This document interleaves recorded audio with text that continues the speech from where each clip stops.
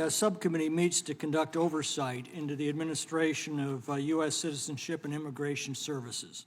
USCIS is responsible for maintaining the integrity of the immigration adjudication process, including for naturalization, employment authorization, employment-based green cards, and certain non-immigrant visas.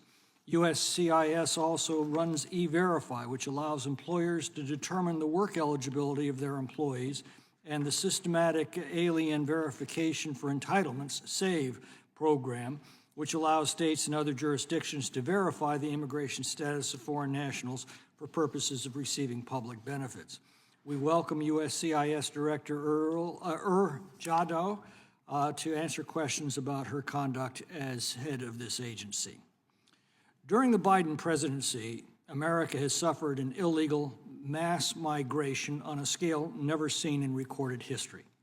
7.6 million foreign nationals have been allowed, indeed many would say encouraged, to illegally enter our country, overwhelming our social services, our public schools, our public hospitals, and inflicting all manner of crimes upon our people. USCIS, under its current director, has played a central role in this calamity by abusing its authority and twisting the law to permit millions of illegal aliens to claim special privileges not available to legal immigrants or American citizens. From the first day of Biden's presidency, USCIS rescinded the Trump policies that protected the integrity of our immigration system. It adopted policies that transformed temporary programs into de facto permanent residency programs and helped lock in decades-old decisions that had obviously been contradicted by events. For example, temporary status for victims of a hurricane in Honduras that occurred 20 years ago.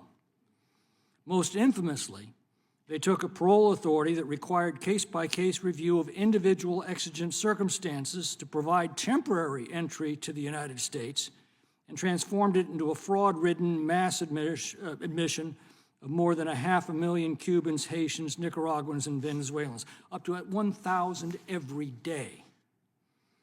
The administration's illegal parole program purports to require a sponsor to take personal responsibility for supporting such parolees during their stay in the United States, but USCIS has perverted this requirement by accepting sponsors who receive welfare benefits themselves, who've submitted fraudulent documents, or who are subject to deportation themselves. No attempt is made to determine criminal histories or to check the veracity of sponsors' claims.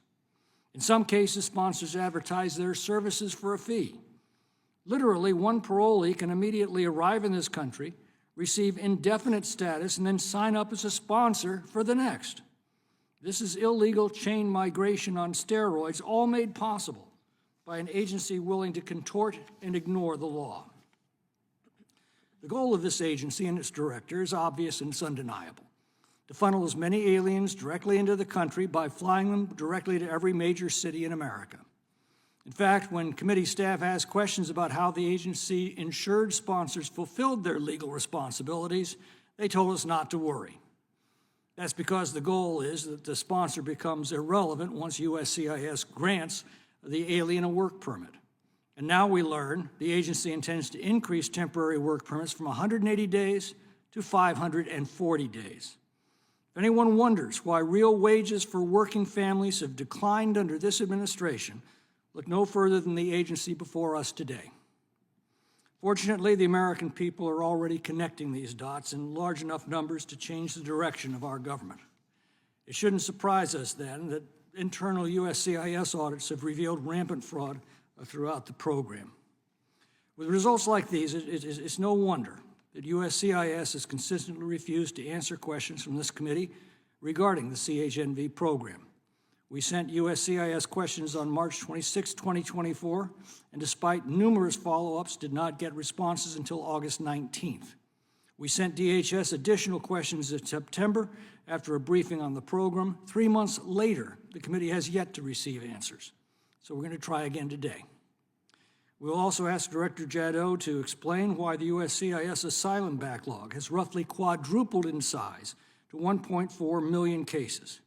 We'd like to know why 83% of the affirmative asylum cases heard by this agency last year ended up being dismissed or administratively closed.